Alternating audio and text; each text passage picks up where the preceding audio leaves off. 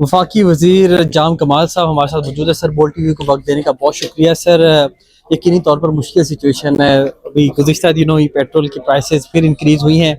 अमूमी तासुर ये फैल रहा है कि पेट्रोलियम डेवलपमेंट लेवी के नाम पर जो शॉर्टफॉल था, टैक्स एफपीआर इकट्ठा नहीं कर सकी थी, वो इस तरीके से इकट्ठा किया जा रहा है। इसको कैसे रिस्पॉन्ड करें? बड़ा सिंपल जवाब है। स्टेट ऑफ हॉर्मुज़ की जो सिचुएशन है बहरहाल वो ढकी छुपी नहीं है।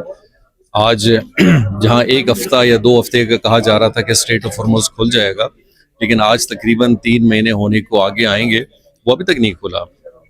बहुत सारे लोग स्टेट ऑफ हॉर्मुज़ के हवाले से सवाल करते हुए, जिधर है क्या, वो ये है कि दुनिया की 25% तेल, gas, fertiliser, sulphur, helium gas, ये सब इधर ही से जाती है। पाकिस्तान का तो ट्रेड भी जाता है, बहुत सारे ममालिक का ट्रेड भी जाता है।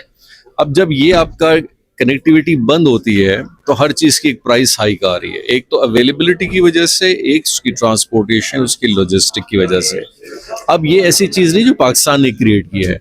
या तो आप पाकिस्तान, अगर हमारा अपना क्रूड प्रोडक्शन है, हमारी अपनी जो है वो पेट्रोल या रिफाइनरी से डीजल्स की 80% अगर हम अपनी नीड खुद पूरी करते हैं तो फिर तो एक बात समझ में आती है। लेकिन हर चीज़ आपने इंपोर्ट करके ही प्रोसेस करनी है। क्रूड भी करना है, पेट्रोल भी आपने मैक्सिमम ज़्यादा बाहर से लाना है। तो पाकिस्तान ने फिर देखें, आपको जो चीज़ बेच रहा होगा इन सिचुएशन में, ख़रीदार एक नहीं है। इस वक्त स्टेट ऑफ हॉर्मुज़ की वजह से दुनिया का तकरीबन आधे से ज़्यादा हिस्सा इस इंतज़ार में है कि सबसे पहले मॉलिक्यूल्स उनको कौन से मिलेंगे। तो या तो हम 2 काम करते हैं, या तो इंतज़ार करते हैं, लेकिन उस इंतज़ार में अगर आपके पास वॉल्यूम्स ना होते तो पाकिस्तान में 250 मिलियन की जो आबादी है वो आपको रिस्क पे डालते कि इनका सब काम बैठ जाता। तो पाकिस्तान ने अपनी अरेंजमेंट्स हर लिहाज में दोनों फैक्टर्स को मद्देनज़र रखते हुए की है, प्राइसिंग को भी और साथ साथ अवेलेबिलिटी ऑफ वॉल्यूम्स को भी रखा है। अब जाहिर बात है कि ये नॉर्मल सिचुएशंस नहीं है, बड़े मुख्तलिफ हैं। यहाँ पे एक दुनिया में एक जंग एक खत्ते में चल रही है और जिसके अंदर हमसे ज़्यादा बाकी ममालिक भी बहुत मुतासर से हुए।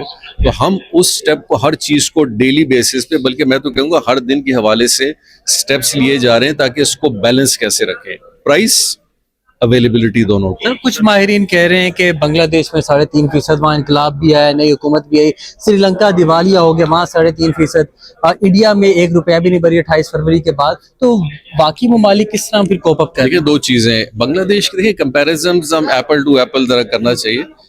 बांग्लादेश की जो ज्योग्राफिकल पोजीशन है ना, वो पाकिस्तान के एक सूबे से भी छोटा है, सिंध जितना है। पाकिस्तान का रकबा जो है ना बहुत बड़ा है। पाकिस्तान जहां आपके एरियाज ऑफ ज्योग्राफी बढ़ते हैं, वहाँ आपके ट्रेड कंजम्पशन ऑफ वॉल्यूम्स भी बढ़ते हैं। ये भी ध्यान में रखें कि एज ए नेशन हम कितना कंज्यूम करते हैं। सेकेंडली, पाकिस्तान एक सेक्टर पे डिपेंडेंट नहीं है। पाकिस्तान का एग्रीकल्चर बहुत बड़ा फैक्टर है, पाकिस्तान के अंदर मैन्युफैक्चरिंग भी बहुत बड़ा फैक्टर है। बांग्लादेश के अंदर एक सेक्टर है जो उनका सबसे बड़ा है, वो टेक्सटाइल का है। उसके अलावा जो ज़्यादातर रिन्यूएबल पे जा चुका है। हमारे यहाँ टेक्सटाइल भी है, लेदर भी है, गारमेंट भी है, सर्जिकल भी है, मैन्युफैक्चरिंग के बहुत और चीज़ें भी हैं। फिर एग्रीकल्चर के जो कंपोनेंट मैंने आपको बताया। इसी तरह जिस मुल्क के पास उसकी फिजिकल स्पेस थी उसने एब्जॉर्ब किया है। इंडिया के पास ज़खायर हैं, इंडिया के पास पैसे हैं, लेकिन कितना करेगी? आप आजकल की रिसेंट स्टेटिस्टिक्स देख लें, वो प्रेशर उन पर बिल्डअप हो रहा है। अब उन्होंने ये पास ऑन करना होगा। तो जिन मुल्कों के पास पास ऑन करने की प्रोविजन है उन्होंने पास ऑन किया है। जिन मुल्कों ने इसके फिजिकल डेफिसिट को बर्दाश्त किया उन्होंने बर्दाश्त किया है। और पाकिस्तान को देखिए, दोनों मिटिगेशन करनी है। हमें अपनी इकोनॉमिक सिचुएशन भी देखनी है, अपनी फिजिकल स्पेस भी देखनी है और अपनी नीड को भी देखना है। तो हम सारी चीज़ों को मद्देनजर रखते हुए इन चीज़ों को आगे ले जा रहे हैं। और यकीनी तौर पे आज इसकी एक देखिए बहुत बड़ी मिसाल भी है। हम हमेशा अवेलेबिलिटी को भी मांगते हैं और फिर हम प्राइस की भी बात करते हैं। 2 चीज़ें हैं। या आपके पास अवेलेबिलिटी ना होती, आज पाकिस्तान में अगर 1 महीने के लिए फ्यूल ना होता, क्या होता? एक आम आदमी जो थोड़ा बहुत रोजगार पे या किसी काम पे है उससे भी रह जाता। तो क्या हम उसको फेस करते, या फिर हम इस चीज़ को फेस करें कि ठीक है जी, जो चीज़ महंगी है वो थोड़ी आगे हो गई, अब वो अपनी कंजम्पशन कम भी कर सकता है, वो मैनेज भी कर सकता है। तो हमारे लिए मेरे ख्याल इन दोनों चीज़ों को पाकिस्तान ने मैनेज किया है और ये आसान नहीं था, बहुत मुश्किल से मैनेज किया है, जिसमें मेरे ख्याल इसका क्रेडिट आपको गवर्नमेंट को भी देना चाहिए, पब्लिक को भी देना चाहिए। मैं कहूँगा कि पब्लिक भी ने इसको सही बेहतर अंदाज में हमारे साथ एब्जॉर्ब कर रही है और अंडरस्टैंड कर रही है। बहुत शुक्रिया, बहुत शुक्रिया। सब्सक्राइब करें और बेल दबाएं ताकि कोई खबर रह न जाए।